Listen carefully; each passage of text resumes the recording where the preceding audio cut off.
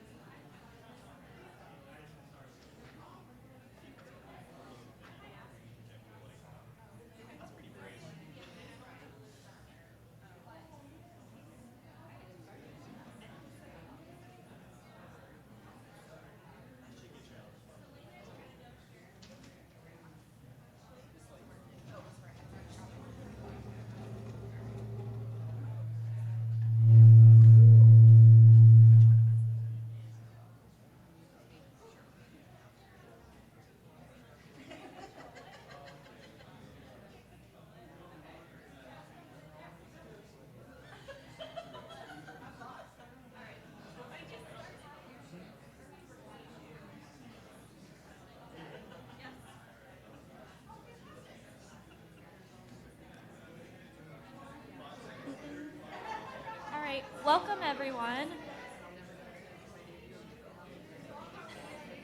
We are going ahead and get started with the alumni panel called From Undergrad to Industry. So for those of you who are attending, if you wouldn't mind taking your seats. Okay.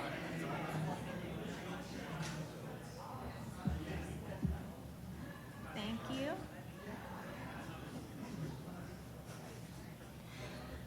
Okay, welcome everyone. Thank you so much for joining us this morning. My name is Emily Hayes. I'm the enrollment specialist for the Integrated Marketing and the Data Marketing Communications online master's programs. I'm really excited to have three fantastic panelists with us this morning who are all IMC program alumni. What we're going to talk about this morning is from undergrad to industry. So we're going to answer questions like, what should today's undergraduate students be doing before they complete their bachelor's degrees? So we're hoping to have some really good feedback and information for students who are looking to go into the marketing communications industry. So we will go ahead and get started with panelist introductions. So Amanda Beck is here. She's a 2017 IMC alumna. Stephanie Catcher is here. She's a 2018 IMC alumna. And Dion Allen is a 2012 IMC alumna. So if you guys could go ahead and just do a brief introduction, tell us where you're from, tell us a little bit about yourself, and then what company you work at and your job title as well. Good morning. My name is Amanda Beck. I'm from Austin, Texas. So, just down the street. And I graduated in 2017. And I currently work at the Texas Association of School Boards, and I do marketing communications for our risk management fund, which is an insurance company that sells insurance to school districts. So it's a private nonprofit company, and so we do a lot of, my work is mostly about member engagement and that type of communications. I'm not sure what else to add. No, that was great. Thank you. Okay. Welcome. I'm Stephanie Catcher. I came in from Covington, Indiana, but I'm a little bit of everywhere most of the time. This is my 6th state in the past 7 days. I work for myself. I consult mostly with tech startups and brand scale-ups, so doing new positioning launches, things like that. And there's a lot of experimentation with that. I'm Dion Allen, and I am from Buchanan, West Virginia, so I'm literally like down the road. I'm a 2012 graduate of the IMC program, and I currently work at Alderson Broaddus University, which is just an hour south of here. I'm the director of marketing communications. There are 2 people in our office, so we do everything. Communications for recruitment. We do communications and marketing for our alumni events, working directly with our advancement department. We do everything. Welcome, everyone. We're really excited to have you here. But what we're going to do is we're going to go through some prepared questions, and there will be time at the end for any questions that you guys have as well. First and foremost, what advice do you have for building and formatting a standout resume? And Amanda, we'll start with you. Okay, so I'm not a resume expert, but I have seen a few come across my desk. So my advice really is, number 1, keep it simple. And then number 2, look for visual things that can organize your information but aren't too complicated. So I tend to, make sure that my name is kind of visual in some sort of call out or something like that. Make sure there's different sections that are easily read. And then of course, when you get into the content, I guess thinking about what ways you can really showcase and tell a story with the bullets so that it's a little bit easier to kind of tell the package of who you are. I do really like the idea of storytelling. I think in today's world, we get a little caught up with expecting visual packages because there's tools like Canva and different ones out there. But being able to deliver it in text is crucial. I am looking for, especially for an undergrad resume, I want to see diversity. Obviously, there's not going to be a wealth of work experience, so tell me what you've accomplished. Show the coachability. Show the creativity, show your activity. and break it out in whatever method for storytelling you have. Yeah, I want to echo those points. Those are really great too. You touched on the visual elements. Sometimes you get a little caught up in, trying to create this best visual element in Word. Do yourself a favor and become best friends with a graphic designer. They will help you out. Your second best friend is going to be a really good copy editor, because grammar and spelling, they really matter. Like, this is your face. This is the only thing that an employer is going to see initially. So it has to be immaculate. But yeah, keeping everything clear and concise, that's definitely key, showcasing your talents. And think too, like a resume, you're basically building your resume to be a solution for your potential employer. Always keep that in mind. Great, thank you. Next, what types of internships should I be seeking out? That's a tough one. So when I was an undergrad, I was fortunate to have an internship that really opened my eyes to public relations. I had not previously considered that as a career choice. So I really am going to approach this question just by kind of talking about my experience there, and I don't know if it's an answer for people, but it at least gives some sort of an insight.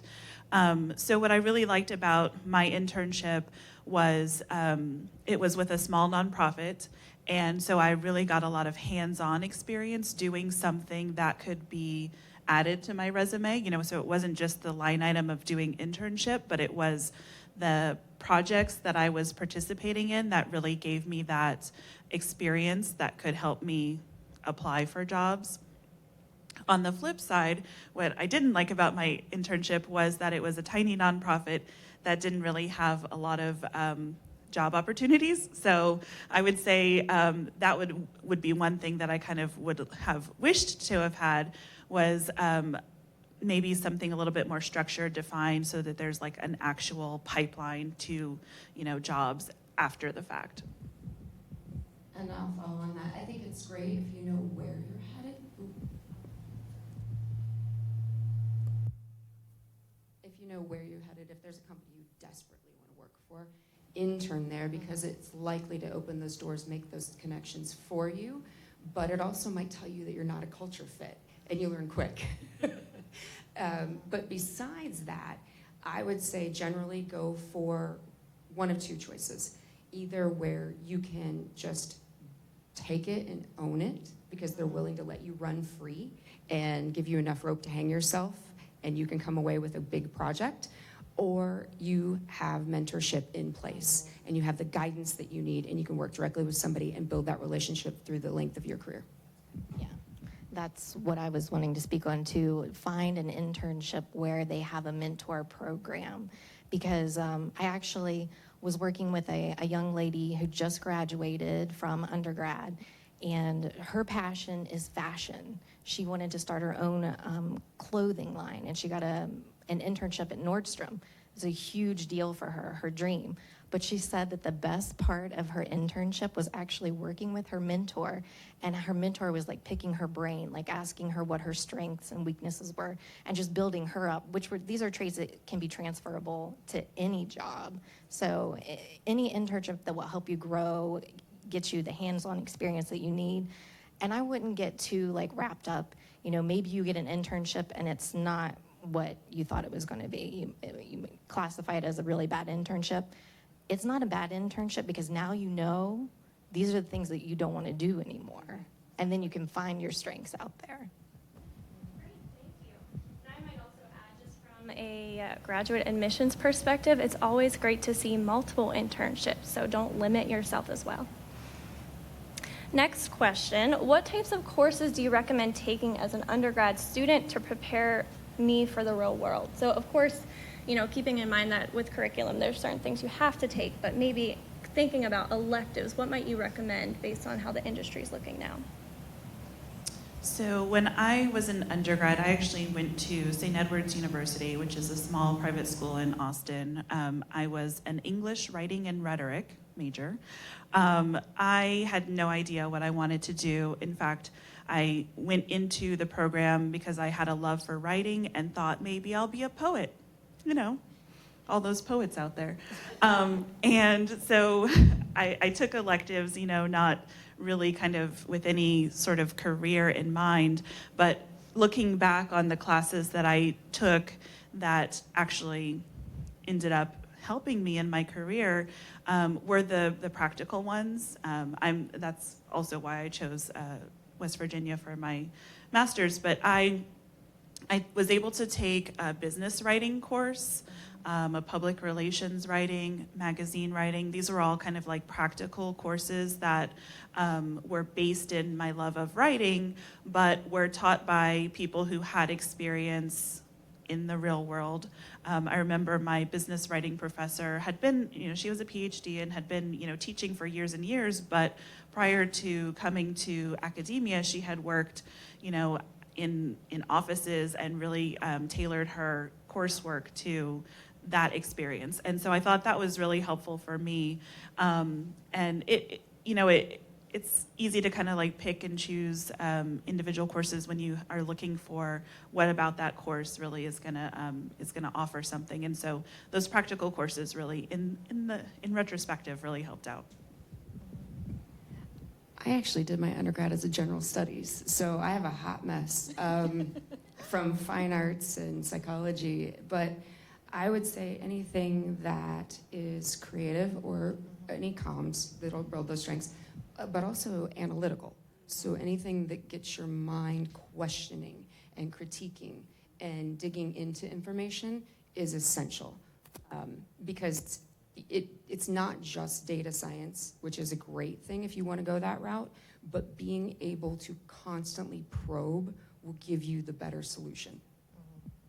Yeah, I echo that as well. Any strategic thinking class, a logic class, obviously as many communication classes as you can, even outside of what's required, multicultural, diversity, those kinds of classes.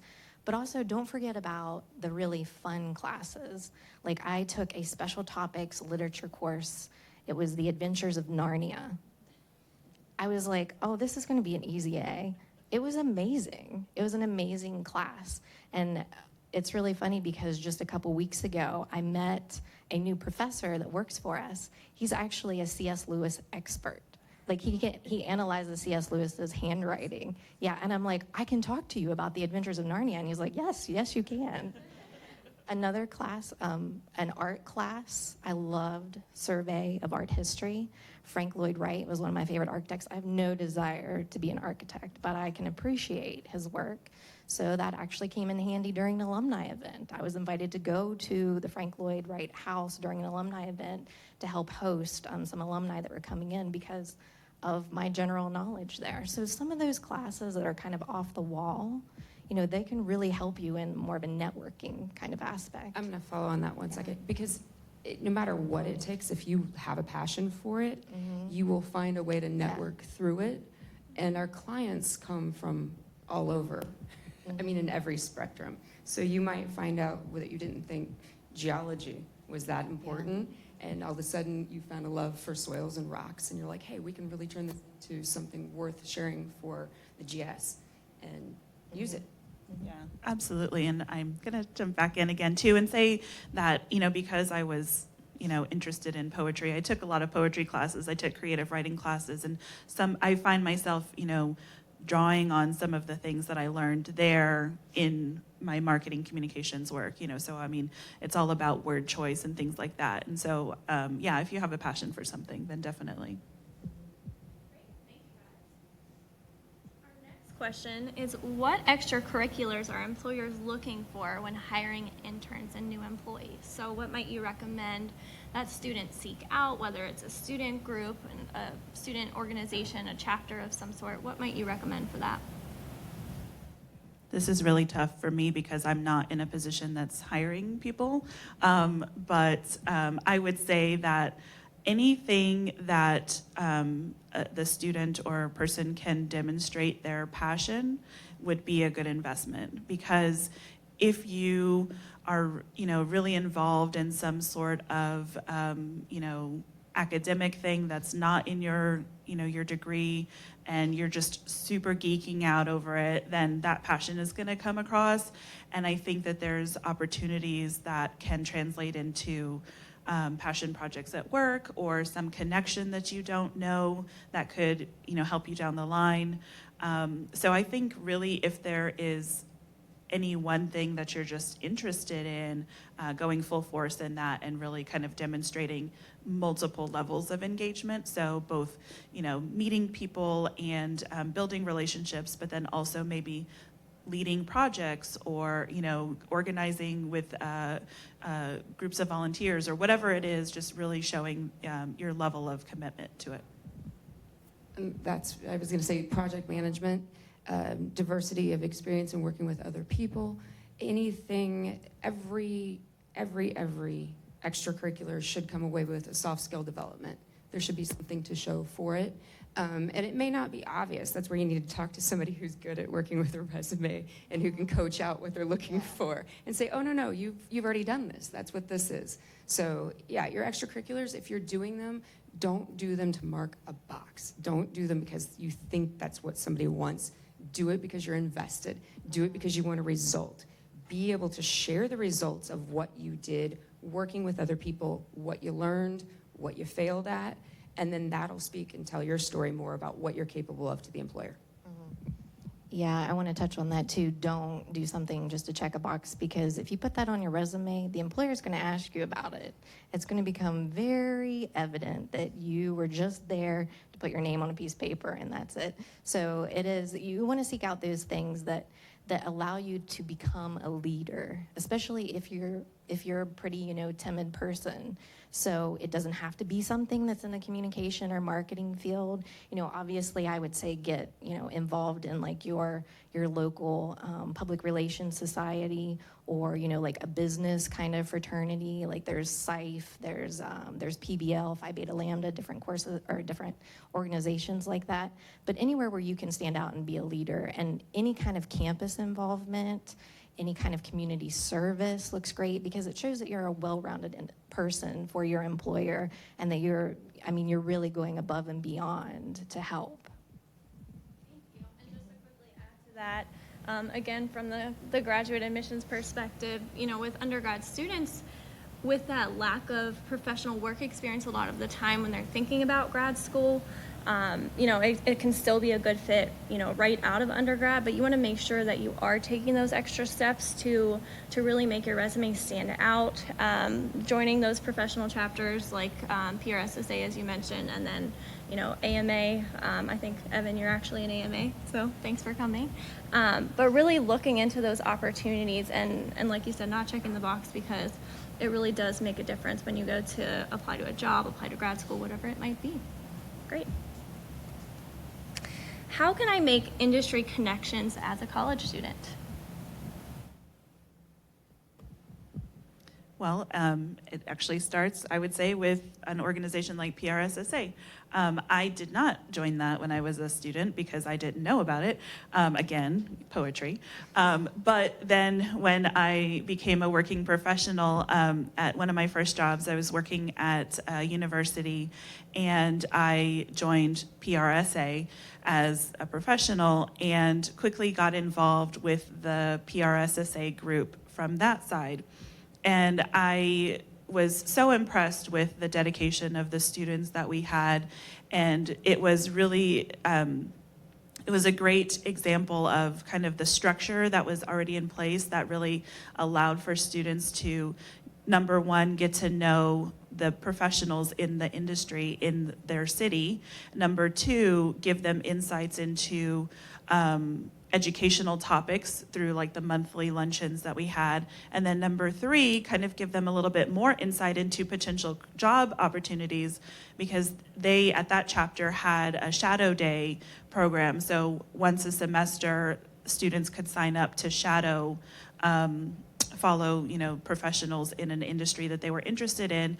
And even though it was called shadow day, it was normally just like hang out for an hour, because I work in, an office, and it's like nobody really wants to just sit next to me while I'm working on my computer. So unless there was some sort of, major project going on, it was more about just sitting down and talking one-on-one with that student and really kind of learning what their interests were.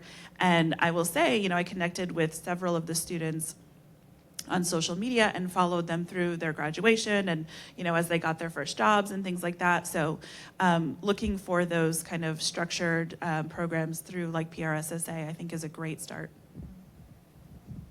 I don't think we can echo PRSA enough. Outside of that, because I didn't discover PRSA until I got into IMC in the grad program, I would say just don't limit yourself to where you think you're going to discover people. I was waitressing when I first got introduced to, to marketing and comms, so I ended up with a radio show.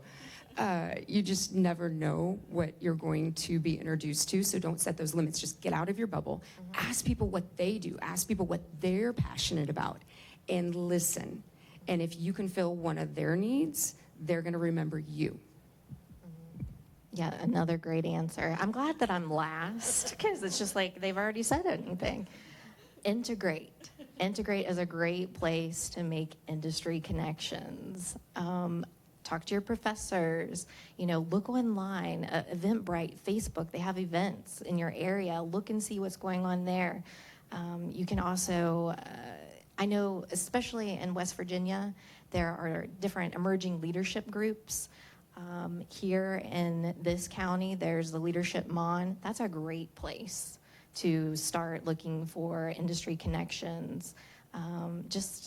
Like you said, really anywhere. You can make connections at the grocery store if you really want to. I think the other one would be like Meetup, using that, because you don't have to be in a bigger city, even some of the smaller cities in the regionals or co-working spaces now that are becoming more widespread.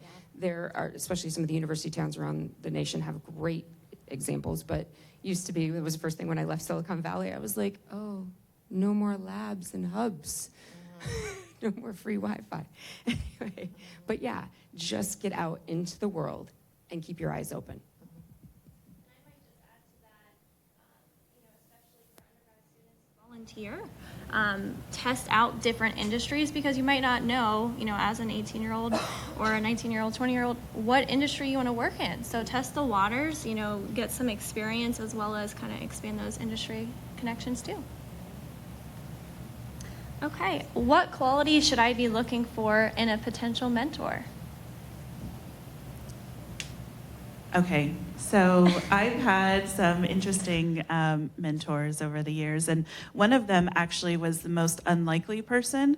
So my direct supervisor at one of the jobs that I had she's only like a couple years older than me. She is not a marketing communications person at all. She had this kind of career trajectory that was not in line with what I wanted to do. She ended up being one of the best mentors that I've ever had, partially because she and I were able to connect on a much deeper level than just like, oh, we're meeting, we're gonna check off this box. Again, no more checking boxes.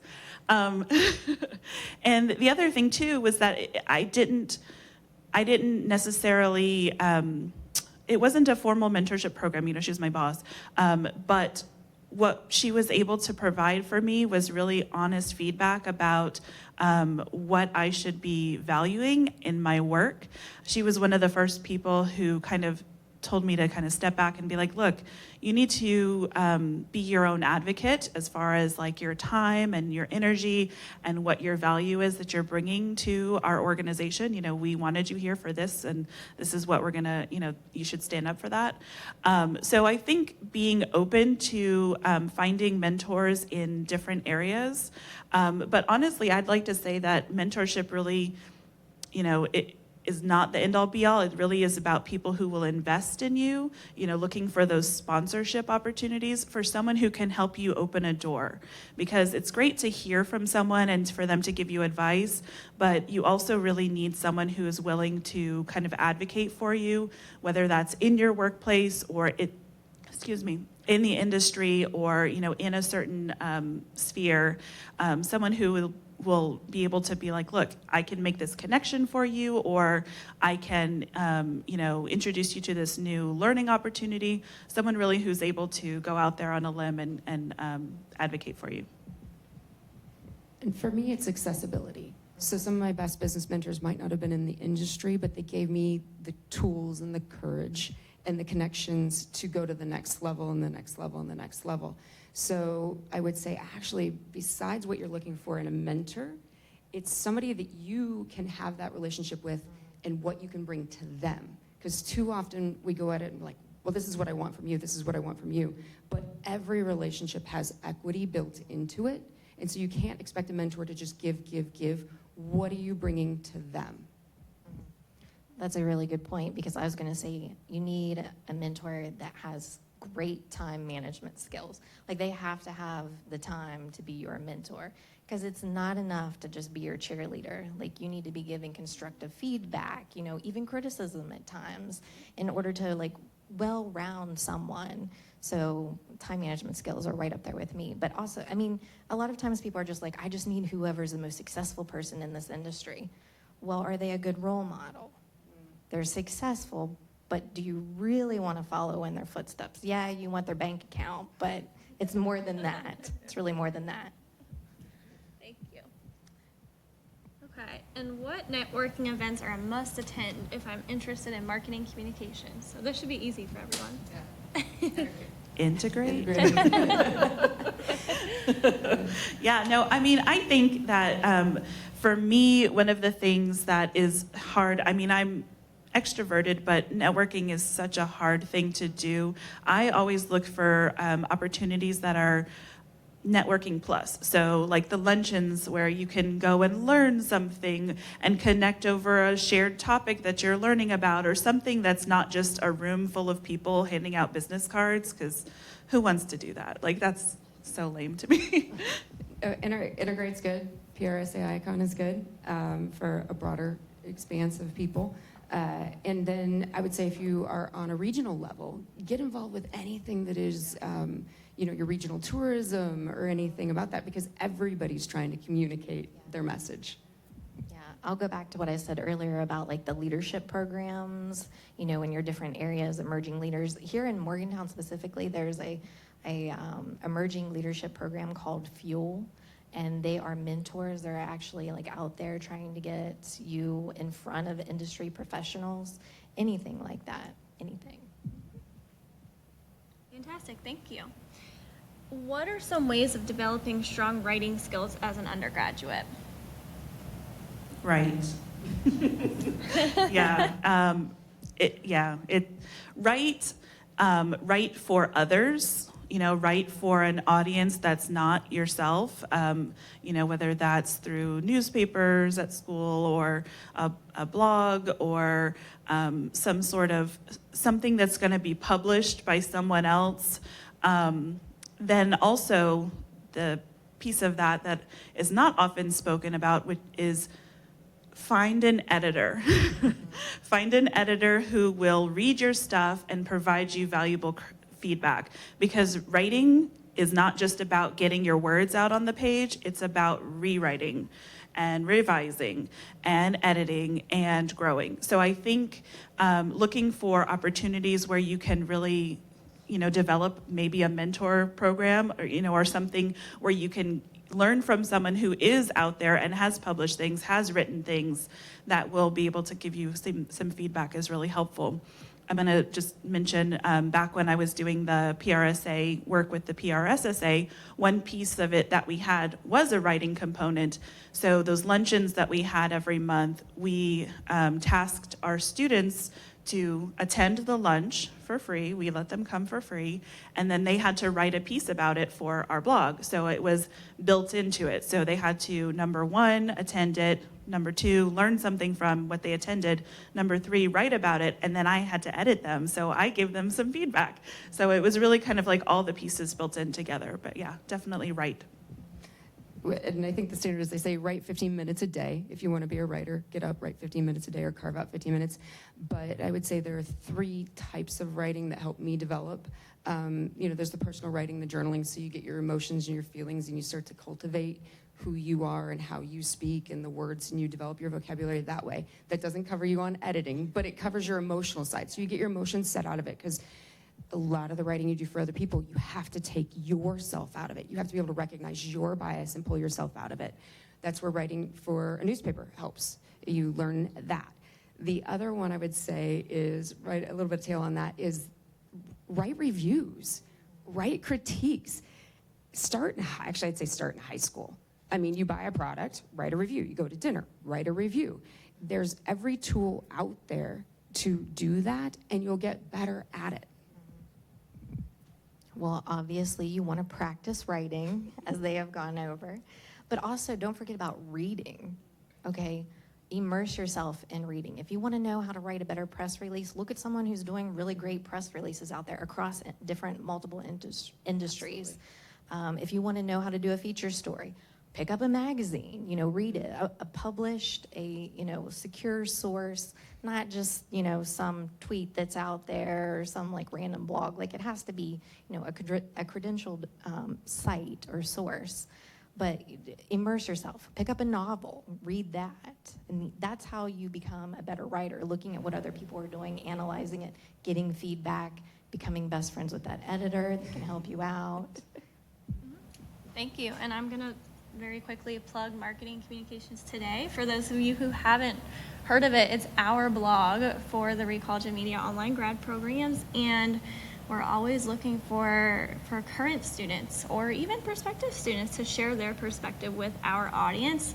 So take advantage of those opportunities. Ask. Sorry, I just had to say that real quick. Okay. How can I stand out from the crowd as a new graduate with a degree in marketing or communications? I think this one really is about going back to those things that you've already built up and looking for your passion and your kind of your niche. I don't know that it's advisable for everybody to just be like, here I am, I'm the best in this, and I'm going to compete against everybody else. I think really it's less about that and more about building on the relationships that you've created through your internships, through your volunteer work, and finding that passion and looking for the connections that you can make in a potential job or career that way. It's difficult because depending on where you live, there could be a lot of competition. I mean, cities like Austin is really, really tough. It's a huge college town, and there's tons of people graduating every day with, all these different types of degrees. So I think if you don't try to compete against, the broader thing and really look for those ways that you can carve out your own path based on the relationships that you've built, then that's a much a little bit better of a strategy.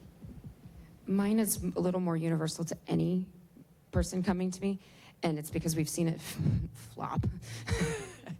And that's do your homework on the brand that you're meeting with. Get immersed in that brand before you meet with the interviewer, before you even apply, because you need to have some thoughts on it. Just don't think, I love it, you're the biggest, you're Apple, you're Facebook.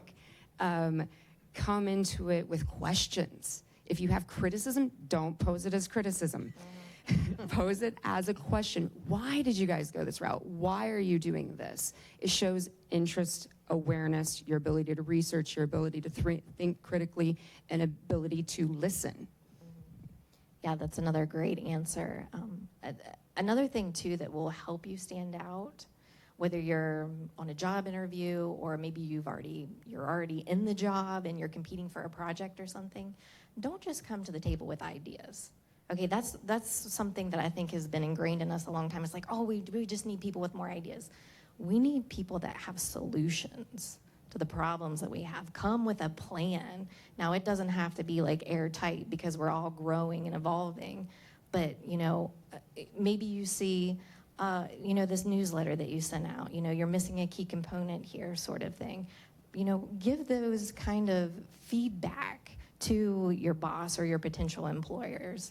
Think about the solutions, not just throwing out ideas. And then finally, what did your post-grad 5-year plan look like? What goals were you hoping to achieve within 5 years of graduation? And feel free to let us know if you achieved them or how you overcame any obstacles. I'm in the hot seat now. Plan. I did not have a 5-year post-grad plan, which is probably an oversight. So I did have interest that I was, trying to achieve. So I graduated. Again, I had kind of come to the realization over the course of my undergrad that I was interested in public relations. I was interested in working in nonprofits. I was interested in working in higher education. I had all these kind of things swirling around in my head. And so I cannot say that it was all because of a plan, but things did kind of fall into place. And I was able to get a job at a university. So it was, checked off one of those boxes, my higher education interest, and I was doing marketing communications. And I don't really, I'm not really sure where I'm going with this, but I did. I don't know. I'm gonna let you guys jump in, and then maybe I'll come back to it. I think there, and I've determined there are two types at least of people. There are those who have a plan. They know A, B, C, D, E. They see it clearly, and they can just drive. And I mean, you do not get in their way. It happens. I Forrest Gump through life. Literally, it's gumping every bit of the way. I was a late in life student. I started actually in the industry. I started in graphic design. I fell into every career I fell into because my work, somebody would come and they'd say, hey, we need you. I go, okay. And I'd go do that next thing. So then I came to back to academics a little later. And so as a later student, if there are any later undergrads, no fail, because my immediate plan was literally more like a 6-month, 1-year plan at that point, which was I need my first client to get back involved in the profession. And lo and behold, I was putting out, my plan, and irregardless, I really just did that. Oh my gosh, that's not a word, folks. Mic slip. A client came to me. My first client, we still work together to this day, and it was just a fabulous, booster for me. And then that was about it. So again, my plans are fail-forwarded, so. I planned on being independently wealthy. I'm still working on that plan. There you go. No, in undergrad, I knew I wanted to get my master's. I didn't know what I wanted to do exactly because I actually came from a graphic design background too. I was a graphic design, art administration, almost sociology triple major with minors in business, communication, and psychology. So, I was a nerd, okay? I just loved learning. I loved going to class. But all of these things have really helped me throughout my whole career because, I feel like I could have a conversation with anyone if I really wanted to, I could dive in there. But, I made my master's in about 5 years after I graduated undergrad. It took me a little while. But really it was the connections that I made while I was in college. My best friend was a communication major. At that time, I was still just locked in on graphic design. I didn't know what communication was. I was just like, you talk to people. You're never going to get a job. That is what helped me the most. That's how I got involved with the Public Relations Society of America. That's, how I've come this far. So that was my 5-year plan. I guess I shouldn't totally belly flop on it because as the later life learning, I should have had a better plan. But I would say once you get your feet wet, then look at that next step. And if that next step is the master's degree, go for it. Because in this day and age, it's out there, the IMC program here makes it very doable while you're working. And don't hesitate, because that will put you and give you a view for your next step. That's a really good point. I'm going to jump back in now that I've had time to think about it. No, I would say I'm still not like a 5-year plan person, but I am a person who is flexible. And so I think that that's probably one of the things that I would suggest is that you keep your options open. If you do have a lot of different interests, obviously you can't pursue everything at the same time, but just kind of keeping your options open so that you are available for things that may happen. You never know where those connections are going to come from. So flexibility is key. Thank you, guys. And I actually have a question, so I'll take the first question if that's okay. Which is listening to you talk question that I get a lot. Can you tell us an example of maybe a project or an accomplishment, that since you're an IMC alum, you've graduated, you're applying it to your careers, can you speak a little bit about some type of accomplishment that you're really proud of or a project that you're working on? Sure, I'll start. So I mentioned I work at the Texas Association of School Boards. I actually work for a sub-service area of that. It's called the TASB Risk Management Fund, and we sell insurance to school districts. So really exciting and sexy topic there, I know. And so when I was hired on, I was hired as a digital engagement person, so they were really looking for someone who could develop a strategy for using digital tools to engage with members. And then there was so much more stuff that they needed, so it kind of evolved into just marketing communications. And one of the things that we did was related to the digital thing again, was we had an old newsletter. We had been running a newsletter continuously for like 30 years. Originally it was on paper and we had print copies of those, and then they put it online pretty early, so it had been online for several years, but it was organized by date and not searchable and just really hot mess.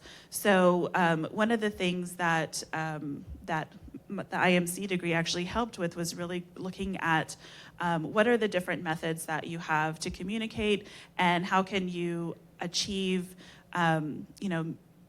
meeting the needs of your audience in different ways. And so what we did was transform it to a blog, and then of course we had to tell people that we were doing this, so then we did a full-blown campaign. We had print stuff, because we still have a lot of people doing print, that we had little flyers that we handed out. We incorporated a lot of the messaging about the blog in all of our presentations, or presentations like when we do training events, that type of thing. We had slides for it. We did a Facebook ad campaign, and just to kind of cover all of those bases. Then of course we did a lot of organic Facebook, Twitter, and LinkedIn, and it actually turned out to be a really, really good boost to our monthly website visits, because people were really interested in the topics that we were talking about, that we had been talking about for like 10 years, but nobody knew that we were talking about them before, because it was kind of captured in this weird newsletter. So since then we've done a bunch of different campaigns, and yeah, I think that was pretty exciting. Do you want to skip? Do you want to go? Oh, sure.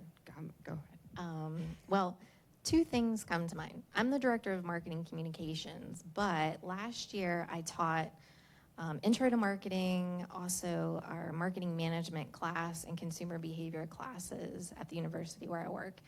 And what I brought from the IMC was just how the whole format of more of a hands-on approach, and giving them a project, something that they could complete at the end. Because when I was an undergrad, it was PowerPoints, it was lectures, and we still had to do that sort of thing. But I made sure that I incorporated all of the things that I learned from the IMC program in a hands-on project where they had to be doing research. They had to be going out and talking to different people on and off campus in order to create these. But then a more recent project, which is technically still underway, is a revamped branding and style guide for the university. Now, what we had before was about 5 pages. We have about 35 pages now, and it's down to dotting, the I's, crossing the T's sort of thing. But just getting everybody on board, because before we had people in the marketing position that was just like, oh, we can use this logo for this. Hey, let's create another logo for this. Hey, can we get a logo for that logo, for this event? So just keeping everything consistent, keeping the messaging consistent across all platforms. Okay, I got you. Well, I was going to say, my biggest, I'll give you 2. The one was being reintroduced to a skill that I'd dropped off, that I'd forgotten about through IMC and our creatives, and writing ad spots and scripts. And so I've been doing a lot more of those. But the other big win for the year was actually a non-action plan. So we had a crisis come up, and through my digging and research, we actually figured out that it was a false bot flare with trolls. So a real person involved, a real large figurehead that attached my client's name to this very horrible instance. But when I tracked it down, my advice was we actually do not need to jump into the arena, because once we jump into the arena, we validate this storyline. And right now, out of the hundreds that are spreading this on Twitter, you can tell which ones are just flares. They're there to troll. They're there to stir trouble. So if you give any attention, it's going to flare them more. And the others are bot accounts. So we found a net of bots and a false account.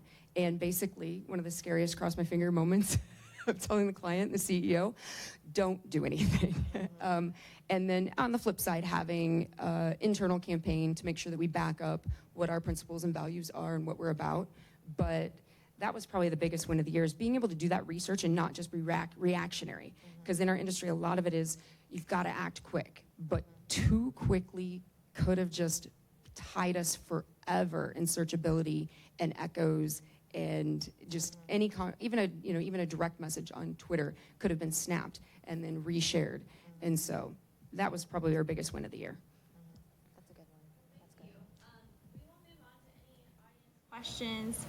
Does anyone have any questions for our panelists today?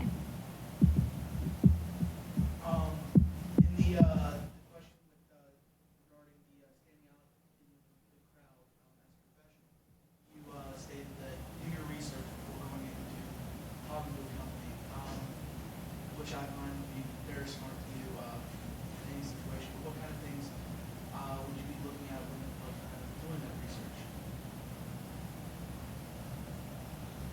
I'm going to be honest. Digitally send out sleuth. I mean, look at the people that you're meeting with, find out as much about them, find out their interests, find out how long they've been in the position, find out what they were doing before, what their biggest career achievements are, so you know that their strength, how they sell their brand as an individual. Then there's the company culture, and you need to know, is it healthy currently, or do you have questions about it?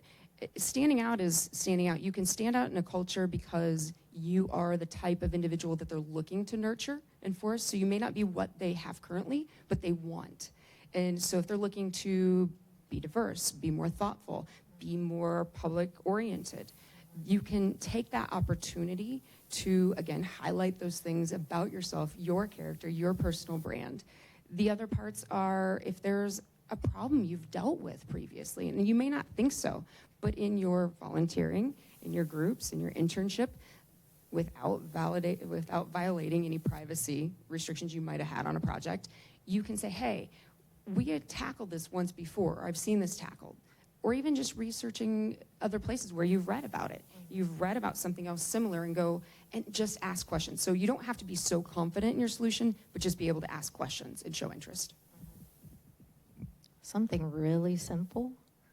Show up wearing the employer's collars.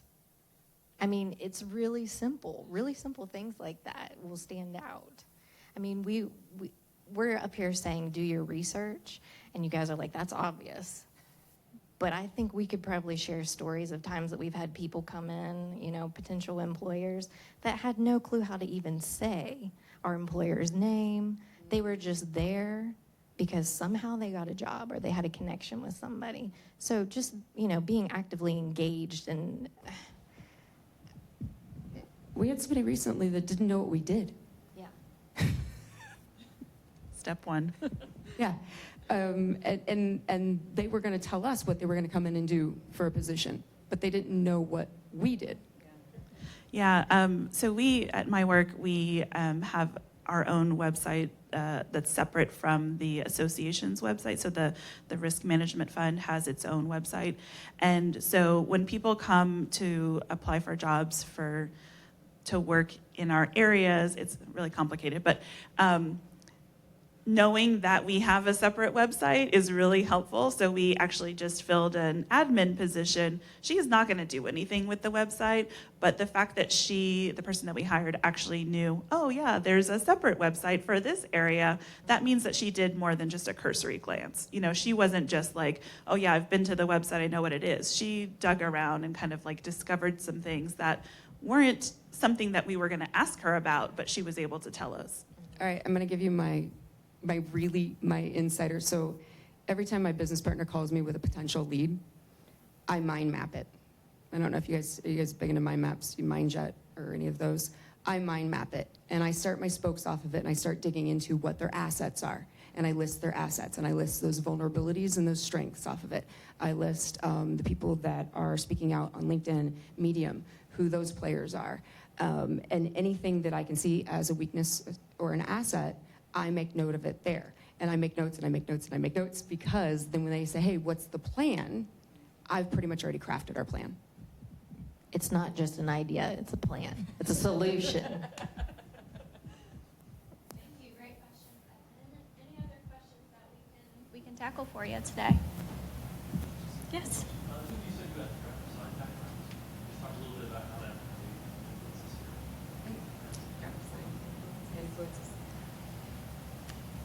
I would like to say, because I have a graphic design background, I can communicate better with the actual graphic designers that we may utilize, like our vendors, because I know it's a different mentality.